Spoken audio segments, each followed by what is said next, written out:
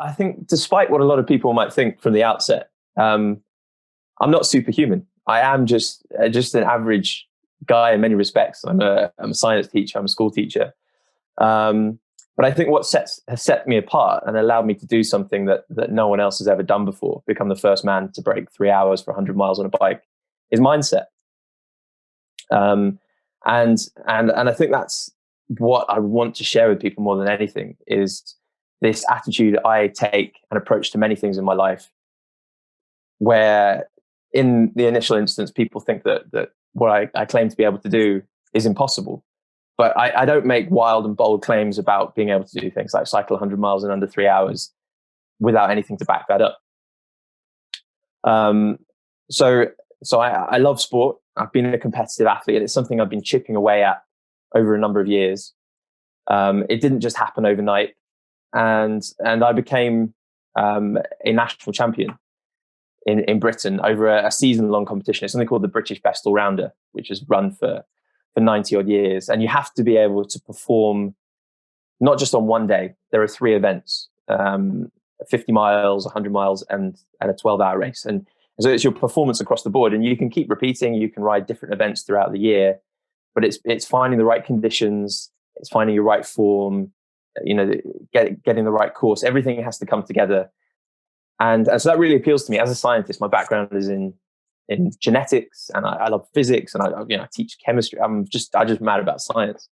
So it's something from a young age I always realized I could start dialing in and getting better and better at. And I never claimed to be the greatest athlete out there.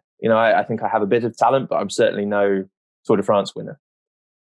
But this kind of competition appealed to me, and it's hugely prestigious. There are people who've won it, who've gone on to ride the Tour de France and won Olympic or traveled to the Olympics, and very big accolade in British cycling. But beyond that, people don't know much about it. Anyway, I managed to win that in 2019, and I won it with this remarkable 100-mile time trial.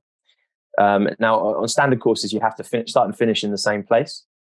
And my average speed was over 30 miles an hour, which only 4 other people had ever managed to do. And that was in the previous couple of years. So I knew I got to that point through meticulous dialing of everything in. Now, people think, there must be a lot of good training going on. Obviously, I know a lot about all that, the science of it, been doing it for years, the equipment, the kit that everyone else was using.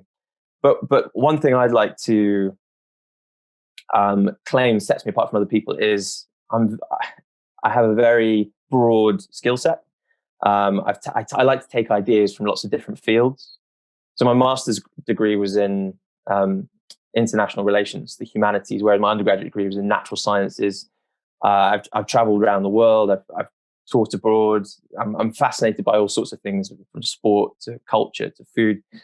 And what I did, I started looking outside the box. I was like, okay, so these are the traditional routes. I've refined all these things. This is how fast I managed to get. And then I started to notice there was something very, very fundamental that I could change about my aerodynamics and my position. Everyone holds these aerodynamic handlebars.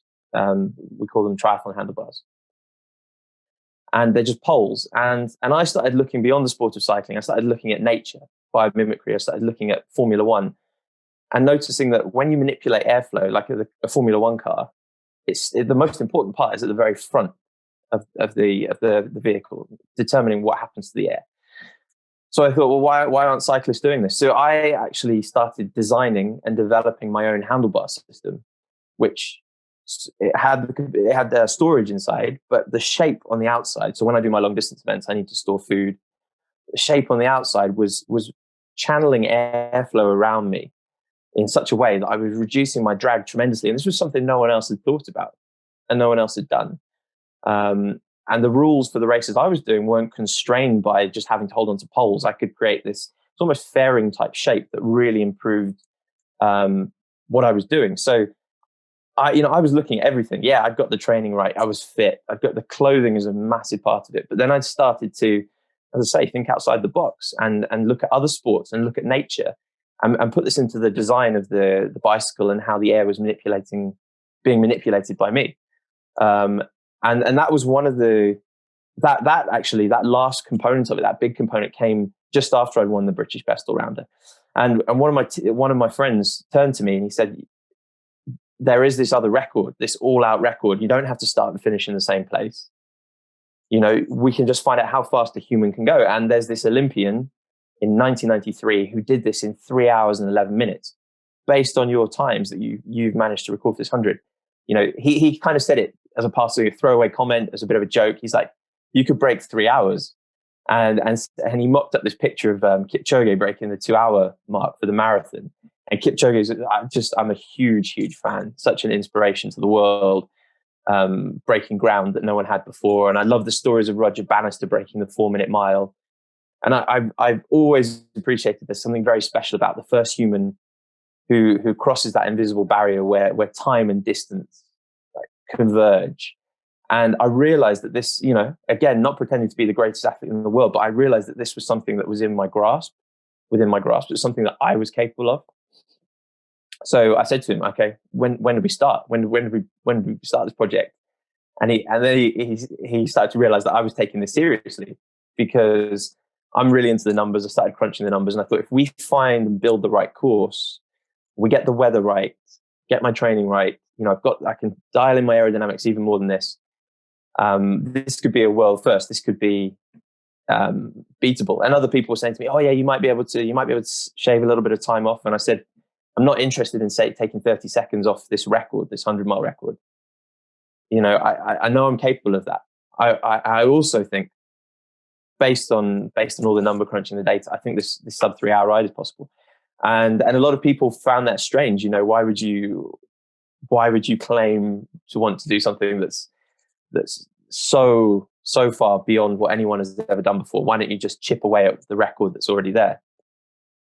But that wasn't the excitement for me. I wasn't interested in breaking a record. I was interested in inspiring other people and doing something that hadn't been done before. So I began this project, and I couldn't do it all by myself.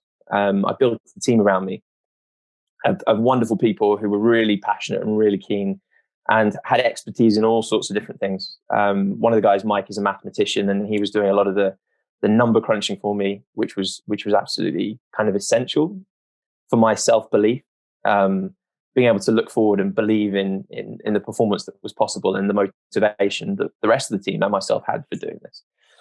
So we also built a route. I was talking to record holders who'd done other things across the country. We found the right roads. You could do this literally anywhere in Britain you wanted.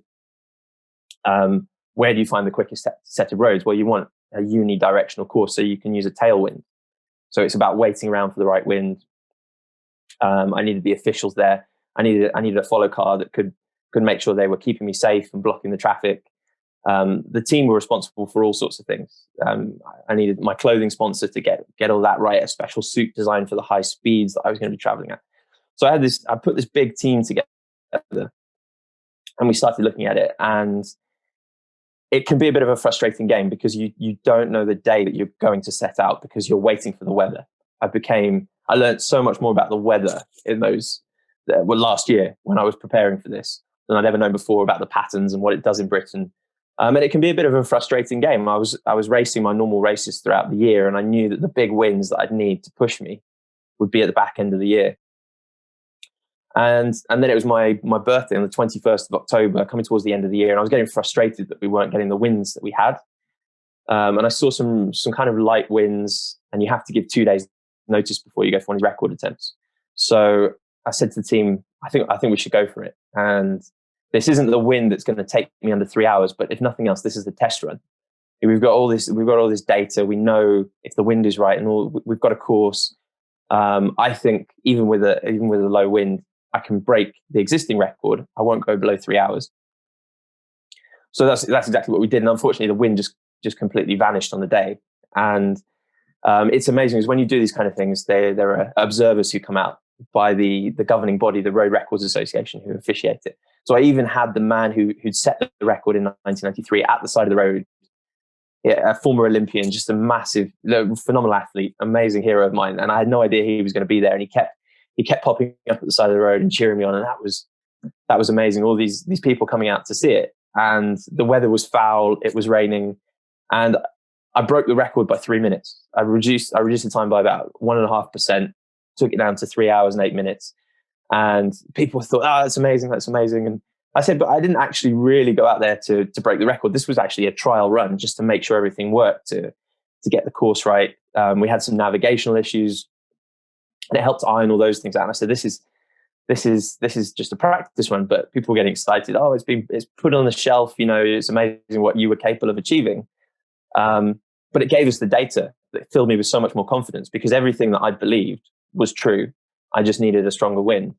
And then we get to November, early November, and it just came out of nowhere. 2 days before, this big weather system started tracking across the Atlantic. And I said to the team, I said, are you all ready to go again? And they were super excited. They were jumping up, and they were like, oh, let's do it. This is the win we've been waiting for. And it was a great win. It was far better conditions than the previous day. And I think a lot of people focus on the athlete, how strong you are. But I knew that if I could improve my power output, and that's something I measure, if I could improve my power output by, say, 3%, which is quite a lot, for a competitive high-level athlete, that's going to take a good month or two's training to improve by 3%. That would be cancelled out by 2 miles an hour in the wind. So I knew that finding the right weather was so much more important than fitness. And I think that's what everyone was looking at. They were saying, oh, how strong do you have to be? How fit do you have to be? But I realized there's all these other components. And that's why I say I am just a normal guy, but I had this vision. I knew the parameters and I knew the variables I need to be looking at. And I knew how much more important the wind was than the fitness. And I wasn't on my very best game. I was in fairly good condition. Anyway, this wind hit, we set off. Everything was going to plan, flying along, absolutely flying through the first part of the course. And then 5 miles in, I dropped my chain. My gears weren't working properly. So I had to come to a complete stop, get the chain back on the bike, which cost me probably at least a minute. And these are very fine margins you're dealing with. You first man to get under 3 hours, maybe it's going to be by a few seconds, or that was a lot of time to lose. And a lot of people have said to me at that point, oh, I would have given up or tried to start again. But I think I had enough confidence in the numbers that I'd crunched based on the wind to know how fast I was going to go. And I think I've done things in the past, like cycled around the world, had weeks crossing deserts without speaking to people, set world records through the deserts in the Middle East, 2 days to cross Oman. And I've been British national 24-hour champion. So through many things I've done in the past, I built up this mental resilience that gives me a different kind of mindset to, I think, something I may have had before. When people say, oh, didn't you feel like stopping and starting again? I knew how much we put into preparing for this. I knew how lucky I was with the weather, and I couldn't throw that chance away. And it turned out that my gears were actually broken, and I was stuck. Basically, I was stuck in one gear if I wanted to complete the course and not throw the chain off the bike again. So I just, in my head, I was thinking, well, damage limitation. If I can get this into a gear that's big enough so that I can just about get over the hills, and I'm also, because it wasn't a flat course, and when I'm going downhill, I'm not spinning out too much. So I picked a gear and just ran with it. I thought I was having very, very high leg speeds, which aren't ideal, and then I was paying for that towards the end because my legs were getting tired. They weren't used to that kind of effort. So there was a bit of drama there with that, but I the whole time I was confident. And when I was getting within the last 5 miles, I could see my average speed was high enough that I was going to do this. But I think people at the finish line were particularly nervous. There was a big crowd building because we were getting close to the 3 hour mark, and it was only with 2 minutes and 2 seconds to go that I crossed the line and I broke the 3 hour mark. And to me, it felt comfortable because I knew where I was. I knew I could afford to slow down a bit at the end. But it's very different being the person who's confident of the performance and knowing all the variables to someone standing out from the outside and just seeing something that seems absolutely magical and doesn't really make sense. And it's an absolutely incredible feeling to be traveling on a bicycle that fast for 100 miles. I crossed the country faster than I could blink. It was unbelievable, and it was a combination of many things. It was years of sort of refining, honing, preparation. It was the team I had around me, put it all together. It was getting the right weather conditions. It was having self-belief, and I think it was being inspired by my own heroes and people in the past who'd broken these these incredible barriers through time. And the response I've had since has just been overwhelming. The kind messages from all around the world.